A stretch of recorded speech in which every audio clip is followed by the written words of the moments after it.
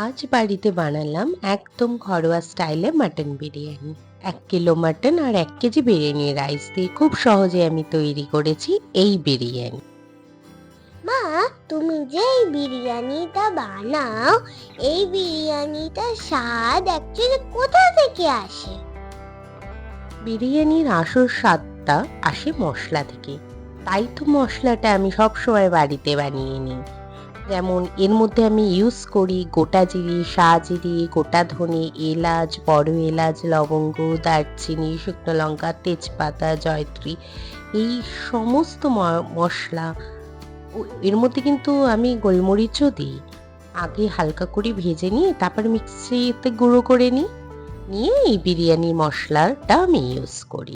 এবার তুমি আমায় বলো যে তুমি এত তাড়াতাড়ি এত ভালো বিরিয়ানি কিভাবে বানাও?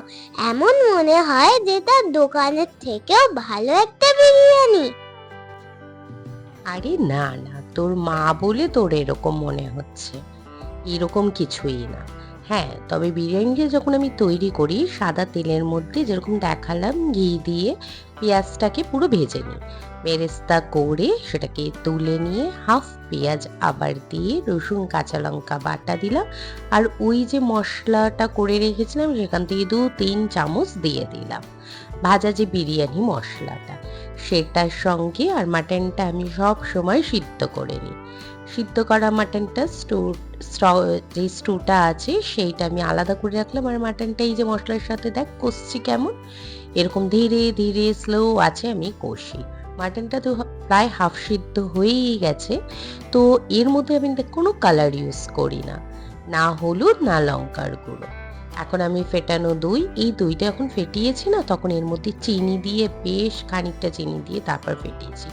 এবার আমি আবার স্লো আছে আমি এটাকে কষাবো। ও, এবার আমি বুঝেছি, তুমি কোনো লঙ্কা দাও না, তাই আমার একদম ঝাল লাগে না আর আমি ভালো করে খেতে পারি।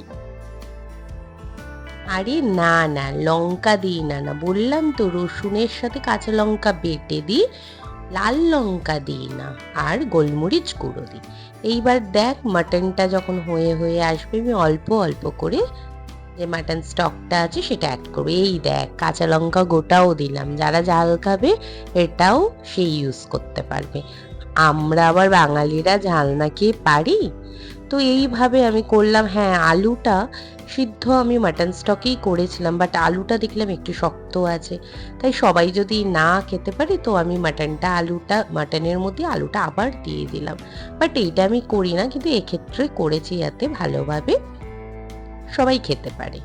এবার চলো গিয়ে বানাই ভাতটা। এই গরম জলটার মধ্যে নুন দিয়ে গোটা গরম মশলা দিয়ে চালটা আমি ধুয়ে শুকিয়ে ভিজিয়ে রেখেছিলাম।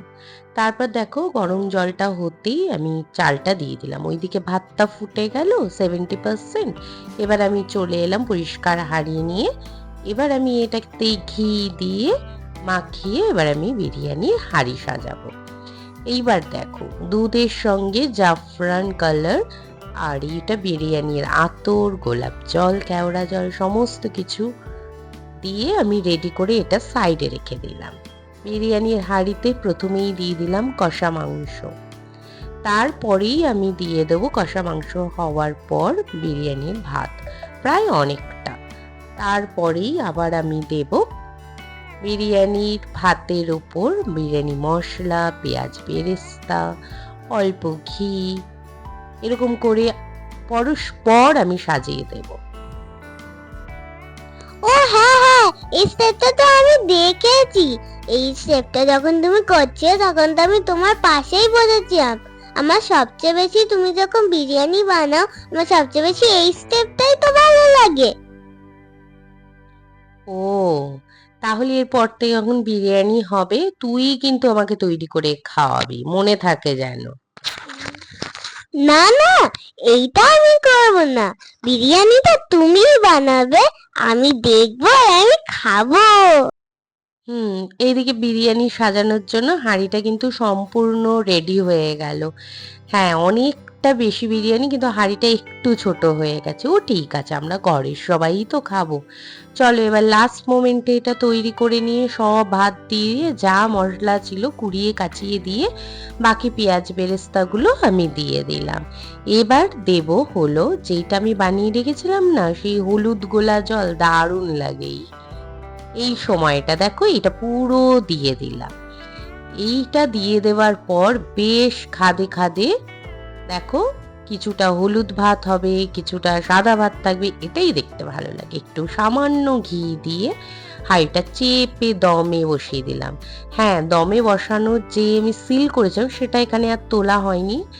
তারপরে আমি দেখো 30 মিনিট আমি এটা দম থেকে তোলার পর এবার আমি কিছুটা আলাদা করে নিচ্ছি। সবাই যে এসে গেছে সবাইকে খেতে দিতে হবে, তো সবাইকে বললাম সবাই থালা নিয়ে বসে পড়ো, আমি বিরিয়ানি আনছি। তো কিছুটা হাফ হাফ করে আমি অর্ধেকটা বাটিতে তুলে নিলাম। তারপর বিরিয়ানির প্লেটটা আমি তৈরি করে নিলাম। সত্যি মা, বিরিয়ানিটা খুব ভালো হয়েছিল। এই বিরিয়ানিটা তো দোকানের থেকেও ভালো হয়েছে। তুমি আবার বিরিয়ানি কবে বানাবে? হ্যাঁ হ্যাঁ, বানাবো। এখন তো চুপ কর, নেক্সট দিন নিশ্চয়ই বানাবো।